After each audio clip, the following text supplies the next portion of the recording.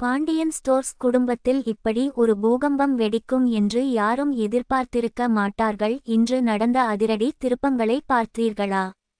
முதலில் சரவணன் கோவிலுக்கு அஞ்சலியுடன் வந்திருக்கிறார்.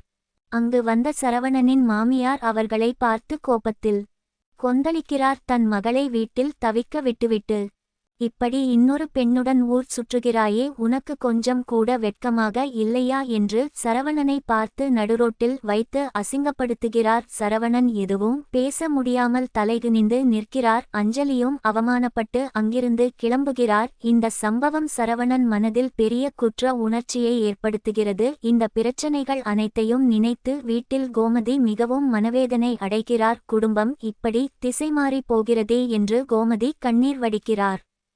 இன்னொரு பக்கம் வீட்டில் மீனா காலையிலேயே எழுந்து அவசரமாக சமையல் செய்து கொண்டிருக்கிறார். ஆனால் செந்தில் பொறுப்பில்லாமல் 9 மணி வரை தூங்கிக் கொண்டிருக்கிறார்.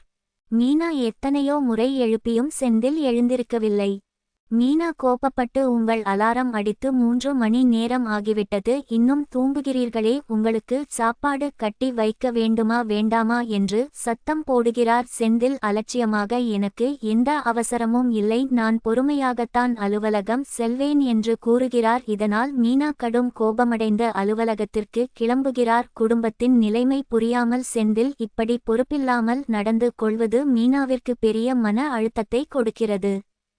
அடுத்து பாண்டியன் கடையில் தனியாக வியாபாரம் இல்லாமல் கவலையாக உட்கார்ந்திருக்கிறார். அப்போது ராஜி பாண்டியனுக்கு மதிய சாப்பாடு கொண்டு வருகிறார். அந்த நேரத்தில் ஒரு இளைஞன் தன் சொந்த தயாரிப்பான சிறுதானிய தின்பண்டங்களை கடையில் விற்பனை செய்ய பாண்டியனிடம் கேட்கிறான். ஆனால் பாண்டியன், அதையெல்லாம் வாங்க முடியாது, எனக்கு என் கடைக்கு என்று ஒரு வழக்கம் இருக்கிறது என்று கராராக சொல்லி விடுகிறார். ராஜி அந்த இளைஞனுக்கு ஆதரவாக பேசி பார்க்கிறார். ஆனால் பாண்டியன் பிடிவாதமாக இருக்கிறார். பின்னர் அந்த இளைஞன் வெளியே வந்து ராஜியிடம், உங்களை பார்த்தால் கடையில் வேலை பார்ப்பது போல் தெரியவில்லை, நீங்களும் ஓனர் தானா என்று பேச்சு கொடுக்கிறான். ராஜியும் சிரித்து கொண்டே பதில் சொல்கிறார். அவன் ராஜியின் போன் நம்பரை கேட்கிறான். ஆனால் ராஜி கொடுக்க மறுத்துவிட்டு சிரித்துக்கொண்டே அங்கிருந்து கிளம்புகிறார்.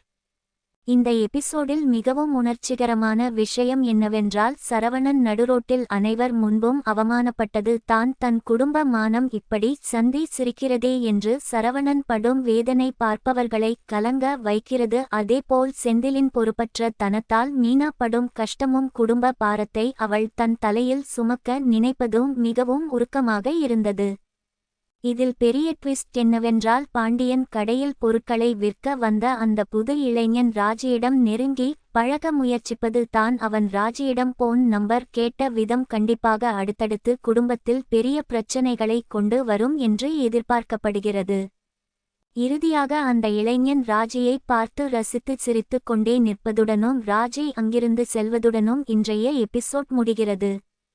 நாளைக்கு என்ன நடக்கும் என்றால், சரவணன் தனக்கு நடந்த அவமானத்தை வீட்டில் கோமதியிடமும் பாண்டியனிடமும் சொல்லி அழுவார். இதனால் குடும்பத்தில் பெரிய பூகம்பம் வெடிக்க வாய்ப்பு உள்ளது. செந்தில் வேலைக்கு செல்லாமல் பொறுப்பில்லாமல் தூங்குவது பாண்டியனுக்கு தெரிந்து அவர் செந்திலை கடுமையாக எச்சரிக்கவும் வாய்ப்பு இருக்கிறது. அதேபோல் அந்த புது இளைஞன் மீண்டும் ராஜியை தேடி வந்து பிரச்சனை செய்வான். இதனால் ஒட்டுமொத்த பாண்டியன் ஸ்டோர்ஸ் குடும்பமே பெரிய அதிர்ச்சியை சந்திக்கும் என்று உறுதியாக சொல்லலாம். அடுத்து என்ன நடக்கும் என்பதை பொறுத்திருந்து பார்ப்போம்.